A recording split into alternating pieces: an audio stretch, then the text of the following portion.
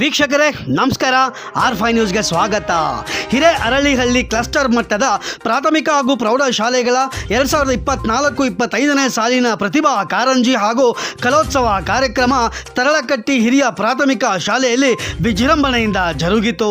ಕಾರ್ಯಕ್ರಮದಲ್ಲಿ ಪ್ರಾಸ್ತಾವಿಕವಾಗಿ ಮಾತನಾಡಿದ ಮುಖ್ಯೋಪಾಧ್ಯಾಯರಾದ ದೇವಪ್ಪ ವಾಲ್ಮೀಕಿ, 2024-25ನೇ ಸಾಲಿನ ಪ್ರತಿಭಾ ಕಾರಂಜಿಯು ಪ್ರತಿ ವರ್ಷದಂತೆ ಈ ವರ್ಷವೂ ಸರ್ಕಾರದ ಆದೇಶದ ಮೇರೆಗೆ ನಡೆಯುತ್ತಿದೆ. ಆದರೆ ಈ ಕಾರ್ಯಕ್ರಮಕ್ಕೆ ಗ್ರಾಮಸ್ಥರ ಸಹಕಾರ ನೀಡಿ ಯಶಸ್ವಿಗೆ ಕಾರಣರಾಗಿದ್ದಾರೆ. ನಿರ್ಣಾಯಕರು ಪ್ರತಿಭೆಗಳನ್ನು ಗುರುತಿಸಿ ನಿರ್ಣಯ ಕೈಗೊಳ್ಳಬೇಕು ಎಂದರು. ಪ್ರತಿಭಾ ಕಾರಂಜಿ ಸಂಯೋಜಕ ಕಳಕಪ್ಪ ಕಂಬಳಿ ಮಾತನಾಡಿ, ಮಕ್ಕಳಲ್ಲಿರುವ ಪಠ್ಯೇತರ ಚಟುವಟಿಕೆಗಳ ಮೂಲಕ ಸೂಕ್ತ ಪ್ರತಿಭೆಯನ್ನು ಅನಾವರಣಗೊಳಿಸುವುದೇ ಪ್ರತಿಭಾ ಕಾರಂಜಿಯ ಕಾರ್ಯಕ್ರಮದ ಉದ್ದೇಶವಾಗಿದೆ ಎಂದರು.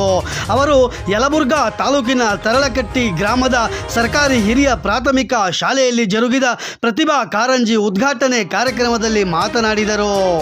ಯಮನೂರಪ್ಪ ಮಾಳಿ ಗ್ರಾಮ ಪಂಚಾಯತ್ ಅಧ್ಯಕ್ಷರು ಉದ್ಘಾಟನೆ ನೆರವೇರಿಸಿದರು. ಅಧ್ಯಕ್ಷತೆಯನ್ನು ಮಂಜುನಾಥ್ ಪೊಲೀಸ್ ಪಾಟೀಲ್ ವಹಿಸಿದರು.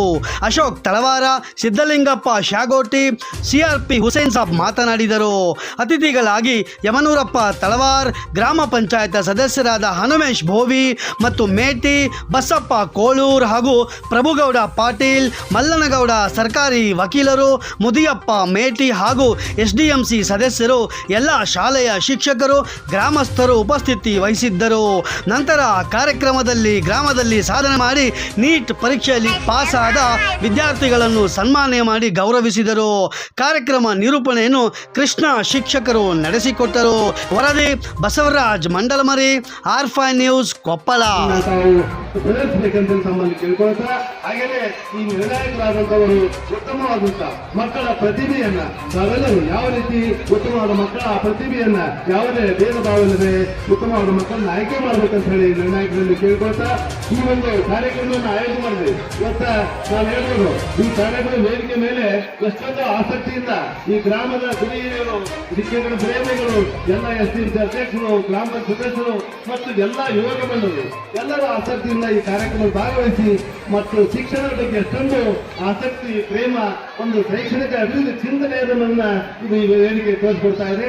ಹೀಗಾಗಿ ಇಂತಹ ಕಾರ್ಯಕ್ರಮವನ್ನು ಹಮ್ಮಿಕೊಳ್ಳಬೇಕಾದ್ರೆ ಕೇವಲ ಇಲಾಖೆ ಸಾಧ್ಯ ಅಲ್ಲ, ಇದಕ್ಕೆ ಎಲ್ಲರ ಸಹಕಾರ ಮತ್ತು ಸಹಾಯ ನನ್ನ ಹಸ್ತ ಬೇಕಂತೇಳಿ ಈ ಸಂದರ್ಭದಲ್ಲಿ ಹೇಳ್ತಾ, ಇನ್ನೂ ಇಂಥ ಕಾರ್ಯಕ್ರಮ ಇನ್ನೂ ತಮ್ಮ ಸದಾ